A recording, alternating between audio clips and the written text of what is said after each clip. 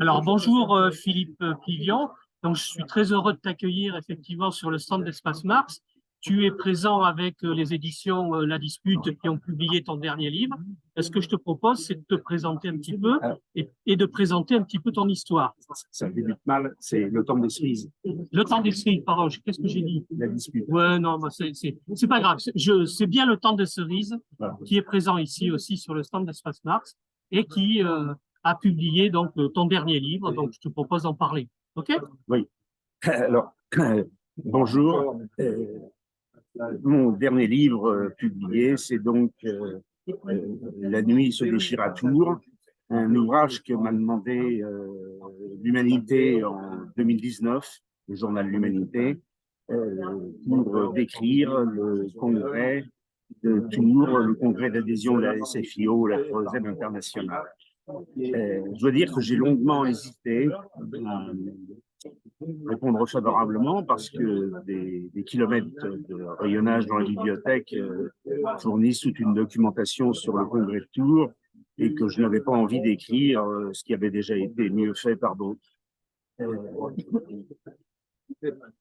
J'ai réfléchi, j'ai cherché, et j'ai trouvé des éléments nouveaux qui n'avaient pas été abordés par les historiens ni par ceux qui avaient travaillé le sujet.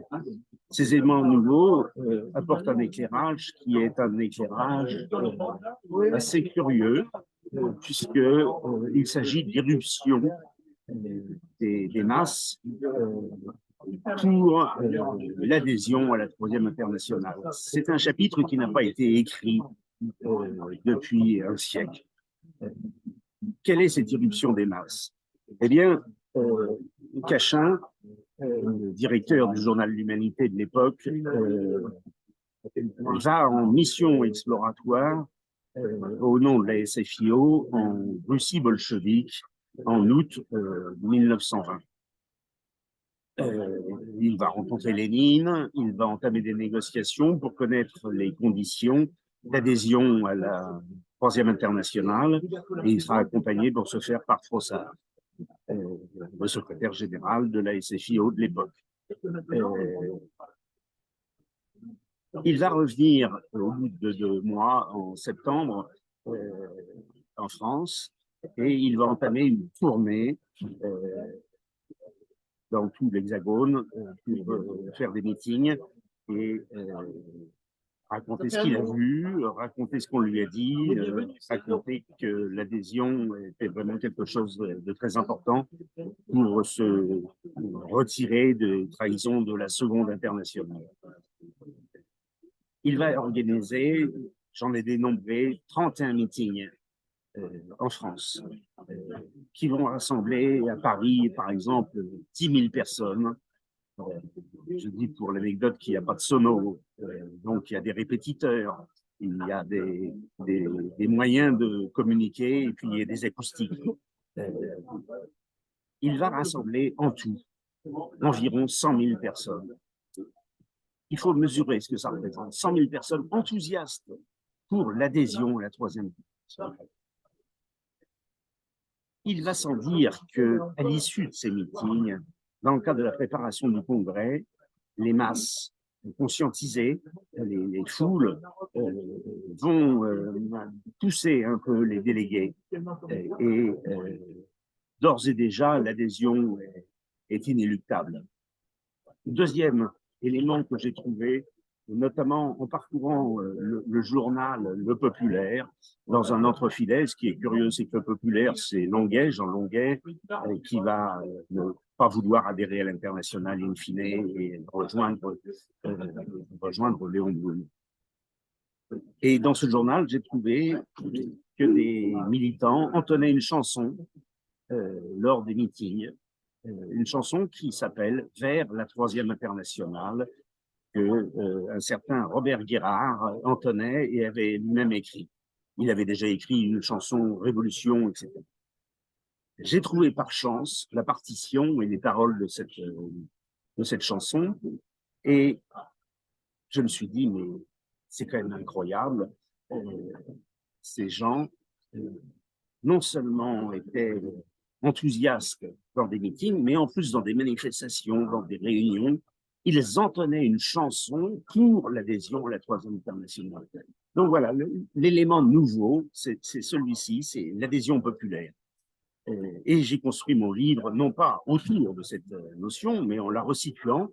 Je ne suis pas historien, je suis un modeste romancier, donc mon histoire dans la nuit se déchire à tout rêverait de A jusqu'à W, et le reste, ce sont que des éléments romanesques qui permettent au lecteur d'avoir un fil conducteur qui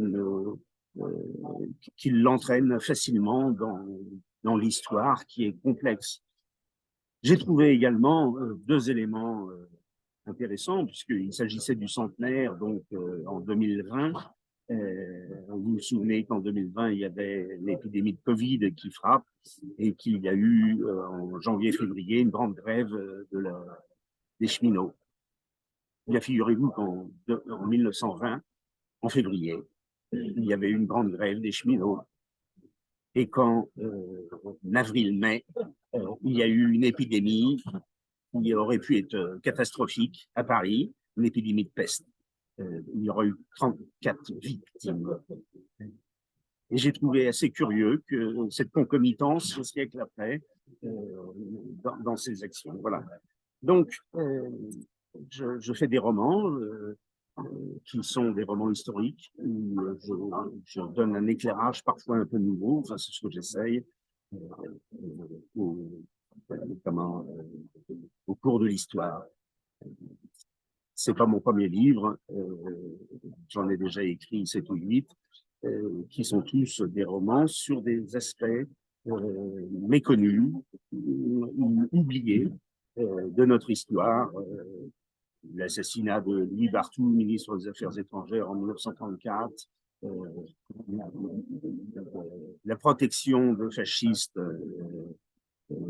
franquistes dans l'ambassade de France en 1936-37 à Madrid, dans un livre qui s'appelle « Dès lors ce fut le feu », et bien d'autres choses. Voilà, donc je suis un romancier qui farfouille dans les archives, qui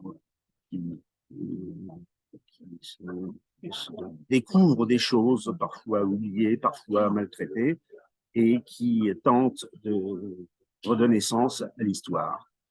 Voilà. À bientôt.